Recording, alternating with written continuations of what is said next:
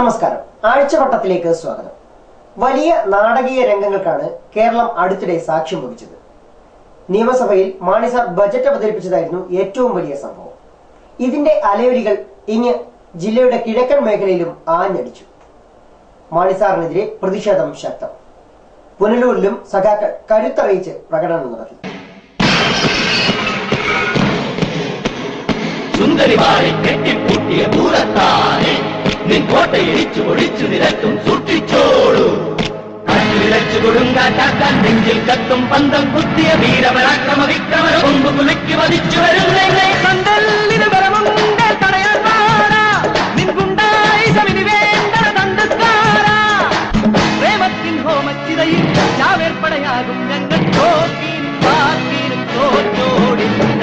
കൂട്ടിലടച്ചാലും ദൂരെ കാട്ടിലയച്ചാലും അവർ റോട്ടിലിറങ്ങി നടന്നാൽ നിങ്ങൾ വീശി വച്ചോളാം.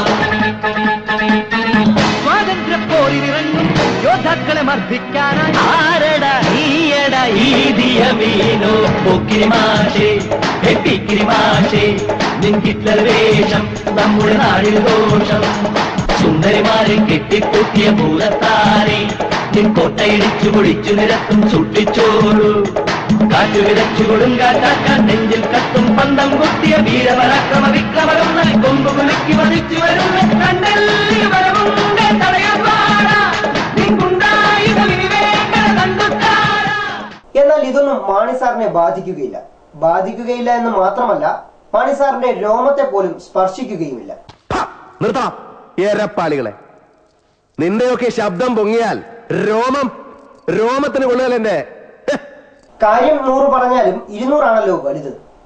മാണി സാർ മിടുക്കനല്ല, മിടുമിടുക്കനാണെന്ന് ഒരിക്കൽ കൂടി തെളിയിച്ചു. കൊക്കത്ര കുളം കണ്ടതാണ്. തന്റെ 13ാമത് ബജറ്റ് 13ാമത് നിയമസഭയിൽ 13-ന് തന്നെ അവതരിപ്പിക്കുമെന്ന വാക്ക് മാണി സാർ പാലിച്ചു.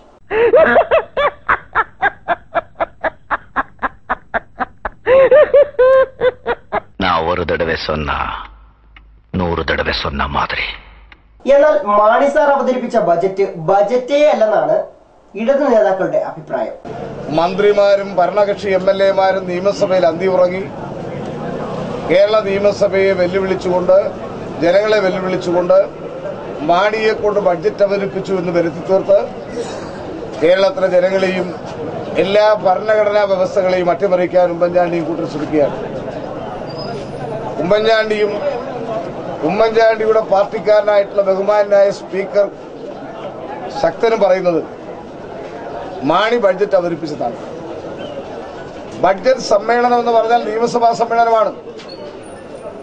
ആ സമ്മേളനത്തിൽ നിയമസഭാ സാമാജികന്മാരുടെ 5 ഇരട്ടി വാച്ചാൻ വാർഡ് ഉദ്യോഗസ്ഥന്മാരെ നിയോഗിച്ചുകൊണ്ട്, ഇവിടെ കാക്കി ഉടുപ്പിട്ട പോലീസ് ഉദ്യോഗസ്ഥന്മാരാണെങ്കിൽ വാച്ചാൻ വാർഡാകുമ്പോൾ അവർക്ക് വെള്ള വസ്ത്രം നൽകും.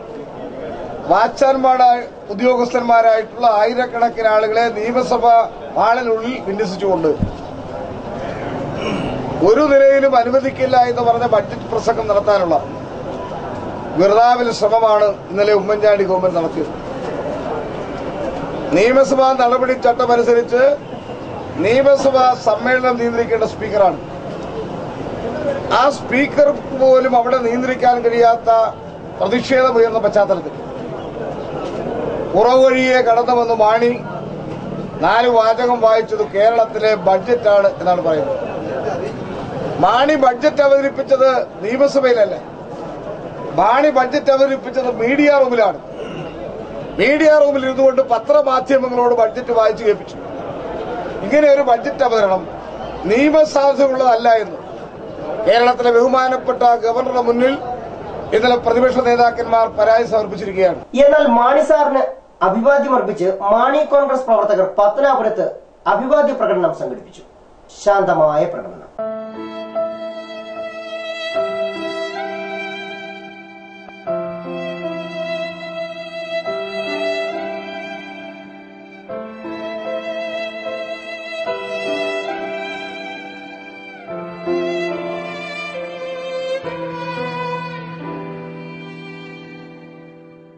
പക്ഷേ ഈ ശാന്തത അധിക നേരം നീണ്ടു നിന്നില്ല.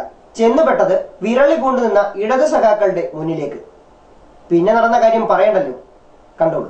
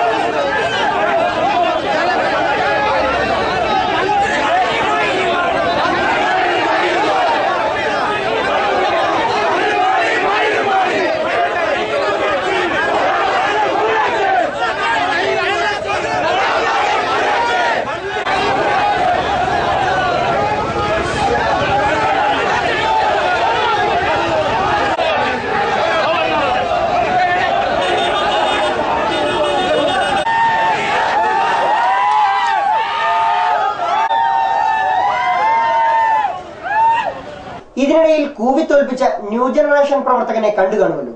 ഇല്ലെങ്കിൽ ഒരിക്കൽ കൂടി കാട്ടിത്തരാം. സംസ്കാരത്തിനൊത്ത പ്രകടനം.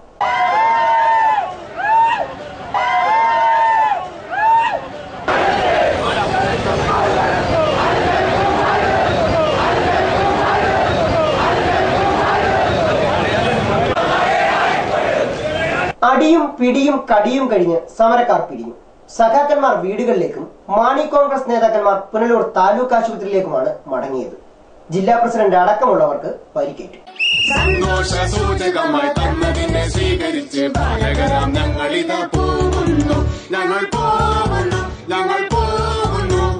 സന്തോഷസൂചകമായി തന്നതിനെ സ്വീകരിച്ച് ബാലകരാം ഞങ്ങളിതാ പോകുന്നു, ഞങ്ങൾ പോകുന്നു, ഞങ്ങൾ പോകുന്നു. സന്തോഷസൂചകമായി തന്നതിനെ സ്വീകരിച്ചു ബാലകരാം ഞങ്ങളിതാ പോകുന്നു, ഞങ്ങൾ പോകുന്നു, ഞങ്ങൾ പോകുന്നു. എന്തായാലും തല്ലുകൊണ്ടു.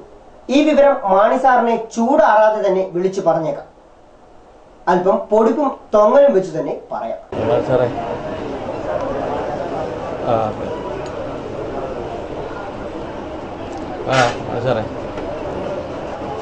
അവര് LDF കല്ലെറിഞ്ഞതാ. കല്ലെറിഞ്ഞ് നമ്മള് പത്തനാപുരത്തും പൊന്നൂരും ഒക്കെ പ്രകടനം നടത്തി. അപ്പോൾ മാണി സാറിനെ അഭിവാദ്യം ചെയ്തുകൊണ്ട് അപ്പോൾ 10,500 പ്രവർത്തകർ നമ്മുടെ ഉണ്ടായിരുന്നു. അവരുടെയും 300-400 പ്രവർത്തകർ ഉണ്ടായിരുന്നു. എത്ര നേതാവേ? 500. 10,500 പ്രവർത്തകർ നമ്മുടെ ഉണ്ടായിരുന്നു. അവരുടെയും 300-400 പ്രവർത്തകർ ഉണ്ടായിരുന്നു. 200ഓളം പേർ കൂടുതലുണ്ടായിട്ടും കിട്ടിയതെല്ലാം നമുക്കിട്ടാണല്ലോ നേതാവേ. നേതാവ് നിർത്തണ്ട, പറഞ്ഞോളൂ. മാണി സാറാണ് ലൈനിൽ. അവര് നമ്മുടെ പ്രകടനത്തിലേക്ക് തള്ളിക്കയറി കല്ലെറിഞ്ഞ് നമ്മുടെ കുറെ പ്രവർത്തകരെ. എനിക്ക് മറ്റിലും ചെറിയ മുറിവുണ്ട്. ഞങ്ങള് പ്രളയം ചെന്നാണ്. പൊന്നൂർ ഗവൺമെന്റ് ഹോസ്പിറ്റലാണ്. പൊന്നൂർ ഗവൺമെന്റ് ഹോസ്പിറ്റലാണ്. നമ്മുടെ പൊന്നൂര് നമ്മുടെ എല്ലാ പാർട്ടി പ്രവർത്തകരും നേതാക്കൾ അബ്ദുള്ളാണ്ട് അവരെല്ലാം ഉണ്ട്.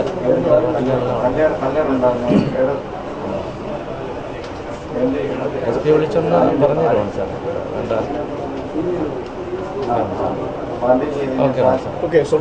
എന്ത് വിഷമമുണ്ടെങ്കിലും കേൾക്കാൻ മാണി സാറുണ്ട്. വിഷമങ്ങളെല്ലാം അദ്ദേഹത്തോട് പറയാം. ഇടയനെ വിളിച്ചു ഞാൻ കരഞ്ഞപ്പോ ഉടനവനരികിൽ അണഞ്ഞരുളി, ഭയന്നൊരു നിമിഷവും തളരരുതേ, ഉറങ്ങുകില്ല മയങ്ങുകില്ല, നിന്റെ കാൽ വഴുതാനിടയാവുകില്ല. ഉറങ്ങുകില്ല മയങ്ങുകില്ല, നിന്റെ കാൽ വഴുതാനിടയാവുകില്ല. കാര്യങ്ങൾ ഇത്രയൊക്കെ ആയെങ്കിലും ഒരു സംശയം ബാക്കി. ഇത്ര വലിയ വെച്ചുകെട്ടിനുള്ള മുറിവുണ്ടോ ഇത്? സംശയം വേണ്ട. വെച്ചുകെട്ടുന്നതിന് മുമ്പുള്ള ദൃശ്യം കൂടി ഒന്ന് കാണാം.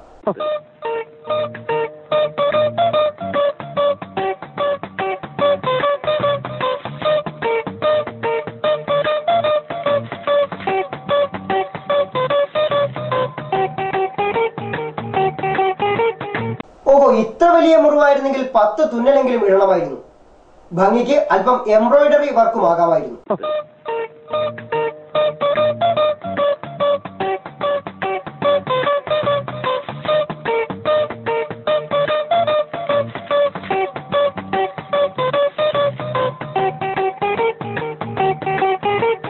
ഇത്തരം കോപ്രായങ്ങൾ കാട്ടുന്ന നേതാക്കൾ ഒരു കാര്യം മനസ്സിലാക്കണം. പൊതുജനം കഴുതയല്ല, ഇത് ചിത്രീകരിക്കുന്ന മാധ്യമങ്ങൾ. നിങ്ങളറിയാതെ, നിങ്ങളുടെ പിന്നാലെ മിഴിയണയ്ക്കാതെ ഞങ്ങളുടെ ക്യാമറ കണ്ണുകളുമുണ്ട്. ഇനി അക്രമത്തിനെതിരായ CR നജീബിന്റെ നിലപാട്. പരിപാവനമായ നിയമസഭയിൽ മുണ്ടുമടക്കിക്കുത്തി ഗുണ്ടായിസവും അക്രമവും സ്പീക്കറുടെ ചെമ്പർ അടിച്ചുപൊളിക്കുകയും വാഹനങ്ങൾക്ക് തീയിട്ട് നശിപ്പിക്കുകയും തിരുവനന്തപുരം സിറ്റി ഉൾപ്പെടെയുള്ള നശിപ്പിക്കുകയും ചെയ്ത മാർക്സിസ്റ്റ് പാർട്ടിയുടെ സമീപനം ജനാധിപത്യ കേരളത്തിന് അപമാനകരമാണ്. ഇത് പറയുന്ന താങ്കളുടെ അണികൾ 2 ദിവസം മുമ്പ് പത്തനാപുരം MLA KB ഗണേഷ് കുമാറിന്റെ വസതിയിലേക്ക് നടത്തിയ മാർച്ചിൽ കാട്ടിക്കൂട്ടിയ സംഭവങ്ങൾ മറന്നു.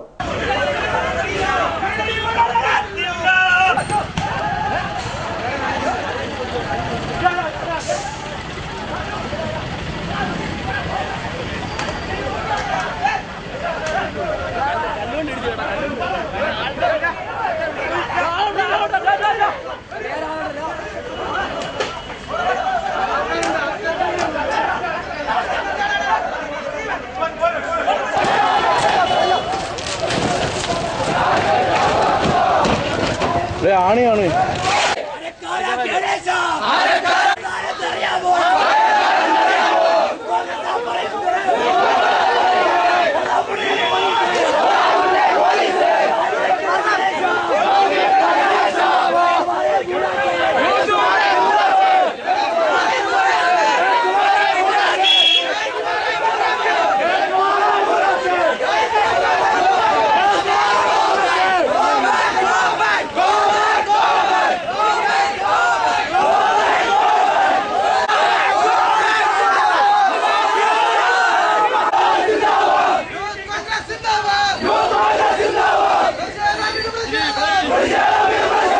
അമ്മായിയമ്മയ്ക്ക് അടുപ്പിലുമാകാം, മരുമകൾക്ക് പറമ്പിലും പാടില്ല എന്ന അവസ്ഥയിലാണല്ലോ കാര്യങ്ങൾ. ഭരണം കയ്യിലുള്ളപ്പോൾ എന്തുമാകാം അല്ലേ? രാഷ്ട്രീയമല്ല ജീവിതം. ജീവിതത്തിലുണ്ടാകുന്ന മുറിവുകൾ ഇത്തരം പൊള്ളയായ വെച്ചുകെട്ടൽ കൊണ്ട് മറയ്ക്കാനാവില്ല. ജീവിതത്തിൽ തണലാകുമെന്ന് കരുതിയ മക്കൾ രാത്രിയുടെ മറവിൽ തെരുവിലുപേക്ഷിച്ച ഒരമ്മയുടെ കഥ. ഇത് ഞങ്ങളുടെ അംബുജാക്ഷി അമ്മ ഇന്നലെ രാത്രിയില് 10 മണിയായപ്പോഴേ കുന്നിക്കോട് പോലീസ് സ്റ്റേഷനിൽ നിന്ന് പോലീസുകാരെ ഇവിടെ കൊണ്ടുവന്നെത്തിച്ചതാണ്.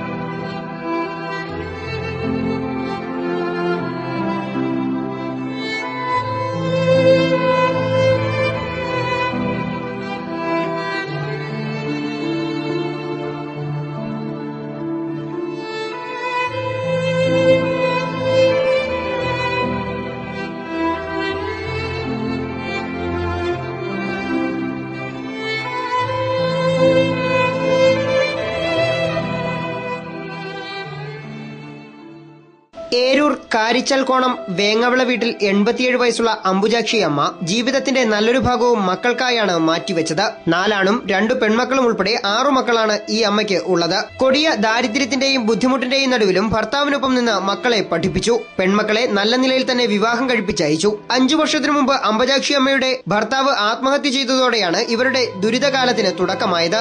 ഒരു കാലത്ത് ഏക്കർ കണക്കിന് സ്വത്തിന് ഉടമസ്ഥയായിരുന്നു അംബുജാക്ഷി അമ്മ. പിന്നീട് സ്വത്ത് മുഴുവൻ മക്കൾക്ക് വീതിച്ചു നൽകി. ഒടുവിൽ 15 സെന്റ് വസ്തുവും വീടും മാത്രമായിരുന്നു സ്വന്തമായുണ്ടായത്.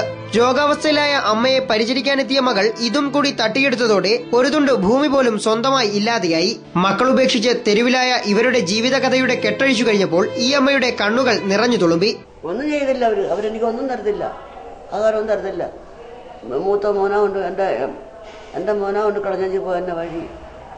അന്നേരം അവർ വിളിക്കാത്ത ഞാൻ പറഞ്ഞു വിളിക്കണ്ട, അല്ല പറഞ്ഞ അവളുടെ വീട്ടിൽ വന്നാലും ഞാൻ പറഞ്ഞു നിങ്ങൾ എന്നെ വിളിക്കണ്ട, ഇന്ന് രാവിലെ ഞാൻ കുളിച്ചോ പൊക്കോളാം. ഇവിടെ കിടക്കണ്ട ഒരു മുഖം പറയുന്നതാണ്. ഇവിടുന്ന് കിട്ടുമെന്ന് എനിക്കേ വേണം. അപ്പം എനിക്ക് ഒന്നും കിട്ടണ്ട, എനിക്ക് നിങ്ങളൊന്നും തരണ്ട. പിന്നെന്തു വരി തരുന്നത്? ഒരു മരം അവിടെ കിടക്കണ്ടത്. ഒരു പെങ്ങളെ വാതൊക്കെ ചേത്തടി വാതൊക്കെ ഉണ്ടാക്കിയ ചോറ അവിടെ ഇരിക്കും. ഇന്ന് ഞാനങ്ങ് മറിയുമ്പോൾ എൻ്റെ കാല് വീണോടി ഒന്നും പിടിക്കാൻ പോലും ഇല്ല. അവിടെ കപ്പ മാത്രം നിൽപ്പുണ്ട്. അവിടെ നിന്ന് നിരങ്ങി ഒത്തിരി ആണുങ്ങൾ വന്ന് ചോദിച്ചു അമ്മ എന്തോ തന്നു. ഞാൻ പറഞ്ഞു ഒന്നുമില്ല, ചോറ് കൊണ്ടുപോയിട്ട്. ഞാൻ പറഞ്ഞു എനിക്ക് ചോറൊന്നും വേണ്ട, ഒരു ചായ വേണോ എന്ന് പറഞ്ഞു. അങ്ങനെ ചായക്ക് ഒരു 100 രൂപ എടുത്ത് വയ്ക്കാൻ പറഞ്ഞു. കാശ് വേണ്ട, കാശ് കൊണ്ട് കായ്. 6 മക്കൾ, 4 ആണും 2 പെണ്ണും.